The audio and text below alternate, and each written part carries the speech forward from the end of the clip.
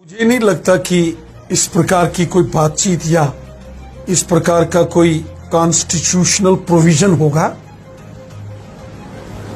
एक अखबार में जरूर ये बात लिखी गई है, लेकिन उसका बेसिस क्या है, उसका कॉन्स्टिट्यूशनल प्रोविजंस क्या है, उस खबर का सोर्स क्या है, उसकी ऑथेंटिसिटी क्या है, इस पर उस अखबार ने कोई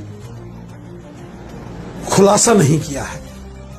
और मुझे नहीं लगता कि इस किस्म की जो खबरें हैं उन्हें ज्यादा पब्लिश करना चाहिए।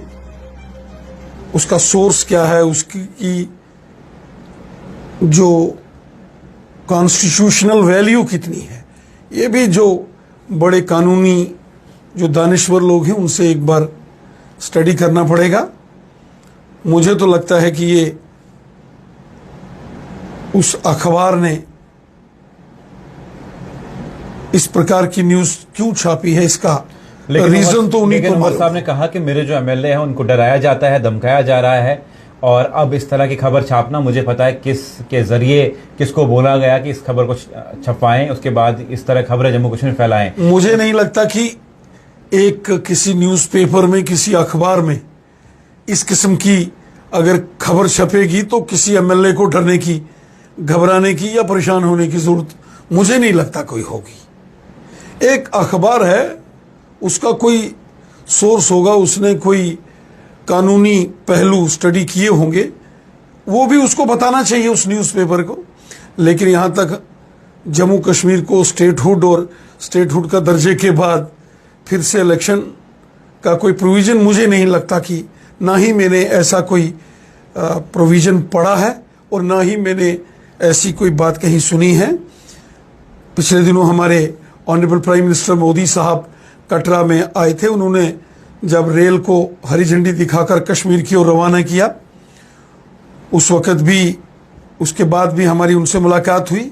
ऑनरेबल होम मिनिस्टर साहब 2-3 बार यहाँ जम्मू कश्मीर में आए हैं, उनके साथ हमारी बड़ी गुफ्तगू हुई है। पुंछ में मैं उनके साथ था। ऐसी कहीं भी किसी प्रकार से कोई डिस्कशन, कोई आपसी चर्चा नहीं हुई है। अब एक अखबार ने जो इसका एक खुलासा किया है, लेकिन उसके बेसिस क्या है वो अखबार बता सकता है। लेकिन रैना वो अखबार के जो राइटर हैं, उसके जो एडिटर इन चीफ हैं, वो बता सकते हैं। मोदी साहब, अमित शाह साहब, लेफ्टिनेंट गवर्नर साहब हर काम में सपोर्ट कर रहे हैं ना। अरबों खरबों रुपए के प्रोजेक्ट यहां सैंक्शन हो रहे हैं ना। इसीलिए इसको सियासी एजेंडा बना के सियासत के अखाड़े में दंगल स्टेटहुड को लेकर नहीं करना चाहिए।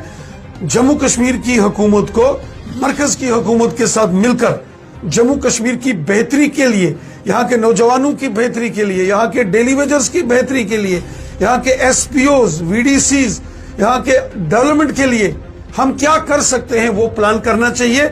लोगों की बेहतरी सेंट्रल गवर्नमेंट भी चाहती है, मोदी हुकूमत भी चाहती है और यहाँ की हुकूमत भी चाहती है, तो मिलकर काम करना चाहिए।